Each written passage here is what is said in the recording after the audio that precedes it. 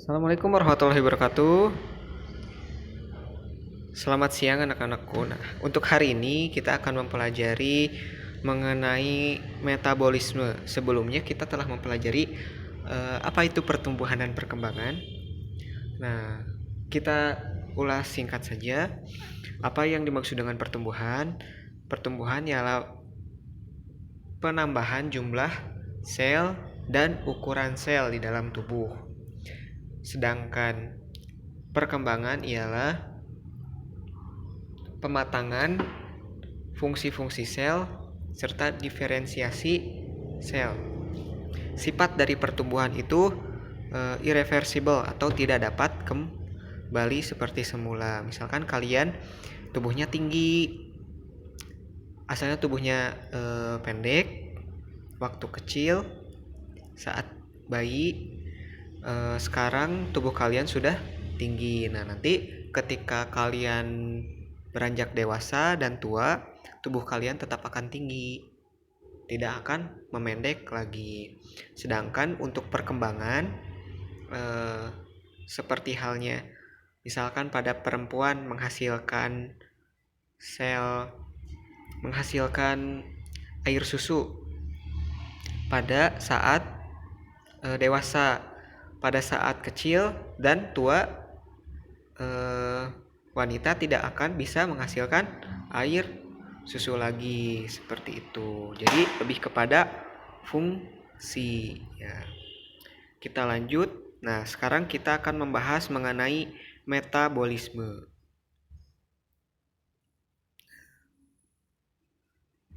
Tujuan dari pembelajaran ini ialah menjelaskan pengertian enzim, membedakan proses katabolisme dan anabolisme, dan proses respirasi aerob dan anaerob, menjelaskan pengertian fotosintesis. Nah, di sini metabolisme itu dibagi menjadi dua. Ada katabolisme dan anabolisme.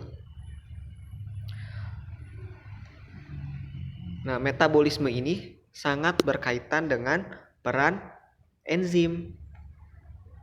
Enzim itu dibagi menjadi dua bagian, ada avoenzim dan kofaktor. Kita lihat, coba. Nah, enzim itu dibagi menjadi dua bagian, ada avoenzim dan kofaktor. Avoenzim itu ialah bagian dari enzim yang berupa protein, sedangkan kofaktor itu ion anorganik dan koenzim. Nah, enzim di sini fungsinya ialah sebagai biokatalisator, katalis. Nah, apa yang dimaksud dengan katalis? Katalis ialah senyawa yang berperan dalam suatu reaksi agar untuk menurunkan energi aktivasi. Misalkan ketika kalian ingin memecahkan amilum tepung menjadi gula, harus mencapai suhu tertentu. Nah, tapi ketika adanya enzim yang sesuai, suhu itu dapat diturunkan. Nah, jadi akan mengurangi energi yang digunakan dalam aktivasi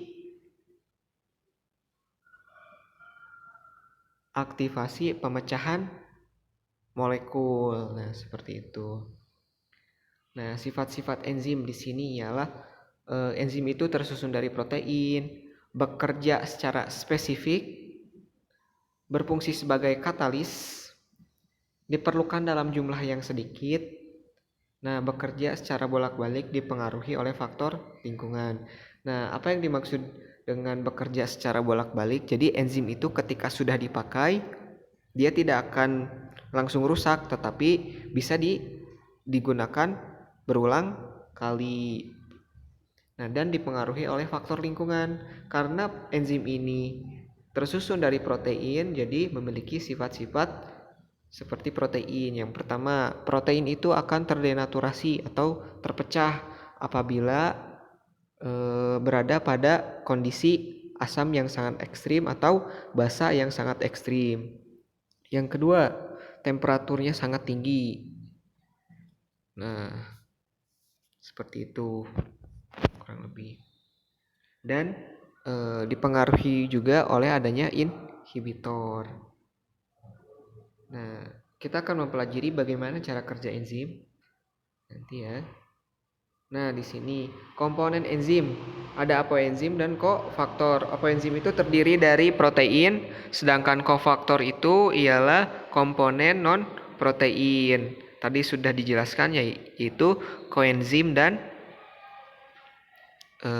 ion ya. Nah, protein dan ya.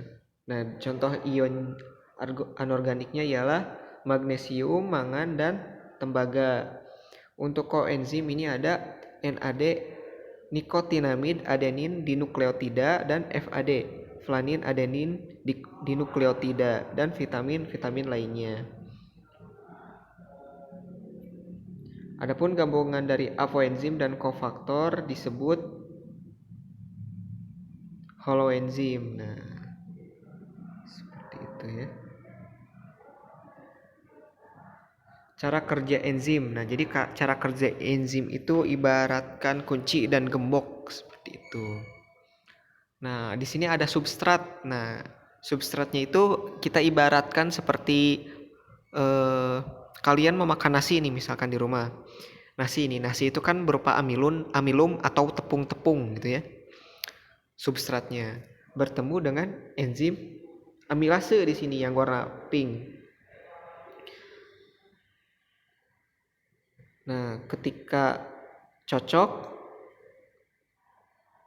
kunci dan gembok tersebut, nah mereka ketika reaksi berakhir akan berpisah lagi. Produknya akan terpecah. Si amilum tadi menjadi gula yang lebih sederhana, sedangkan enzimnya akan tetap utuh. Nah, di sini sifat enzim yang dimaksud bolak-balik atau dapat digunakan kembali atau reuse ya. Seperti itu. Nah, sudah dijelaskan. Nah, di sini ya.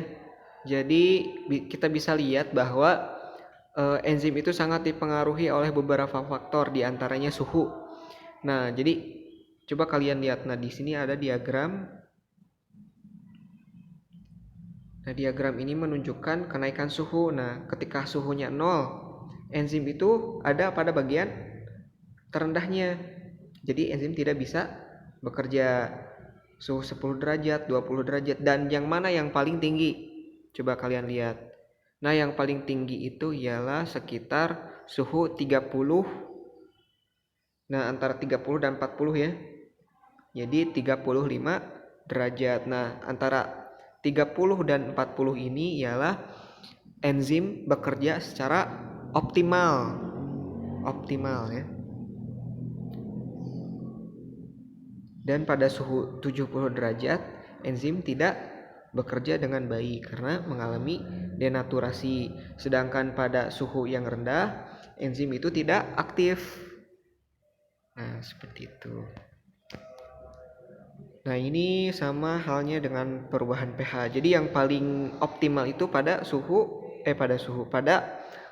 pH sekitar 6 dan 8 atau pH netral ya. Sekitar 7. Enzim bekerja sangat optimal dan tidak bekerja pada pH 2 ke bawah atau 12 ke atas, atau terlalu asam dan terlalu basa. Nah, faktor-faktor yang mempengaruhi kerja enzim. Nah, faktor-faktornya diantaranya ialah adanya inhibitor. Jadi semakin banyak jumlah inhibitornya, semakin sedikit kerja enzim yang ada. Nah, inhibitor itu ada inhibitor kompetitif dan non kompetitif. Nah, di sini ya Nanti kita bahas lebih lanjut pertemuan selanjutnya apa itu inhibitor. Bisa kalian cari dulu apa itu inhibitor kompetitif dan inhibitor non kompetitif. Nah, di sini ada faktor-faktor yang mempengaruhi kerja enzim, diantaranya inhibitor dan konsentrasi enzim. Nah, semakin tinggi konsentrasi enzim, semakin tinggi juga aktivitasnya. Jadi semakin banyak gula yang ditambahkan ke dalam air, nah si air tersebut akan semakin manis. Semakin besar api yang dinyalakan pada kompor untuk memanaskan air, semakin cepat air itu mendidih, seperti itu. Nah, sedangkan ini ada konsentrasi substrat. Nah, jadi ketika enzim itu bertambah, ketika substrat itu bertambah terus, nah di sini ada tidak seperti enzim yang tadi ya, semakin ke atas semakin tinggi enzimnya. Nah, ini pun ada jadi di sini enzimnya itu tetap jumlahnya dan substratnya itu semakin banyak. Nah, di sini ada kestabilan. Nah, setelah naik aktivitasnya terus, walaupun substratnya ditambahkan terus akan stabil, jadi tidak akan semakin cepat atau semakin lambat substrat yang ditambahkan. Nah, ini ATP. Apa itu ATP? ATP merupakan pengertian dari adenosin trifosfat. Nah, adenosin trifosfat ini digunakan dalam tubuh makhluk hidup, seluruh makhluk hidup. Untuk apa, Pak? Nah, adenosin trifosfat ini ialah energi praktis ya. Jadi kalian nih makan makanan untuk apa tujuannya? Agar tidak lapar. Betul, agar tidak lapar. Kalian makan kapas juga menjadi tidak lapar. Makan apa ya? Makan gabus misalkan jadi tidak lapar, tetapi tidak berenergi. Tubuh kalian akan mudah lelah gitu. Tetapi yang kalian makan itu ialah makanan yang bisa dikonsumsi atau dicerna. Contohnya seperti karbohidrat, protein. Nah, sumber-sumbernya bisa kalian tahu lah dari 4 sehat 5 sempurna ya. Nah, makanan-makanan tadi yang kalian makan terus kalian cerna, nah di dalam tubuh kalian itu akan digunakan kembali. Nah, digunakan diserap oleh seluruh tubuh kalian, dan dihasilkanlah ATP. Nah, ATP ini berfungsi untuk energi praktis. Nah, kenapa harus ada energi, Pak? Nah, misalkan kalian berpikir, berbicara, melakukan semua aktivitas kehidupan kalian, bahkan tidur sekalipun, itu membutuhkan energi. Nah, selama kalian hidup, kalian sangat membutuhkan dan bergantung pada energi. Gitu. Nah, di sini energi yang digunakan ialah adenosin trifosfat tadi yang dihasilkan atau bersumber dari makanan kalian. Bisa dibaca ya, ATP itu seperti apa. Nah, yang harus menjadi catatan ialah ketika ATP itu berubah menjadi ADP, nah ATP digunakan oleh tubuh untuk beraktivitas. Nah, setelah digunakan, ATP itu pecah menjadi ADP plus fosfat ditambah fosfat 1. Nah, pelepasan ikatan fosfat maksudnya akan membebaskan energi sebesar 7,3 kalori per mol. Kilokalori. Nah, di sini kilokalori per mol atau 30,5 kilojoule per mol. Nah, di sini harus menjadi catatan ya. Nah, ATP yang dipakai di sini akan berubah menjadi ADP plus P. Adapun sintesisnya ADP ditambah Fosfat menghasilkan ATP. Nah, sintesis ATP ini dinamakan dengan fosforilasi ya. Kita lanjut. Nah, kita sudah membahas mengenai enzim tadi. Nah, sekarang kita lanjut mengenai metabolisme. Apa itu metabolisme? Metabolisme itu dibagi menjadi dua. Ada katabolisme dan anabolisme. Katabolisme itu berasal dari K atau pembongkaran. Nah, katabolisme itu pembongkaran. Kalian bisa menghafalkannya dengan cut. Cut itu kan artinya memotong ya. Atau penguraian. Nah, sedangkan anabolisme itu penyusunan. Penyusunan apa? Molekul. Nah, di sini katabolisme itu ada pada peristiwa respirasi. Respirasi dibagi menjadi dua lagi. Ada respirasi aerob dan anaerob. Aerob itu respirasi yang membutuhkan oksigen, sedangkan anaerob tidak membutuhkan oksigen. Nah, adapun anabolisme ini ialah sintesis suatu molekul. Contohnya seperti proses fotosintesis atau asimilasi. Yang asalnya CO2 ditambah H2O menjadi C6H12O6. Nah, itu glukosa yang sering kalian tahu atau pelajari sebelumnya. Di SMP juga dipelajari kan. Nah, dengan bantuan sinar matahari dan peran dari klorofil. Nah, untuk pelajaran kali ini kita akan membahasnya lebih jauh. Katabolisme itu ada apa aja dan anabolisme itu ada apa aja. Nah, mungkin cukup sekian pelajaran kali ini dari Bapak. Nah, kalian bisa untuk tugasnya hanya membuat catatan kecil seperti biasa, merangkum, dan satu hal, coba kalian baca terlebih dahulu mengenai katabolisme dan anabolisme.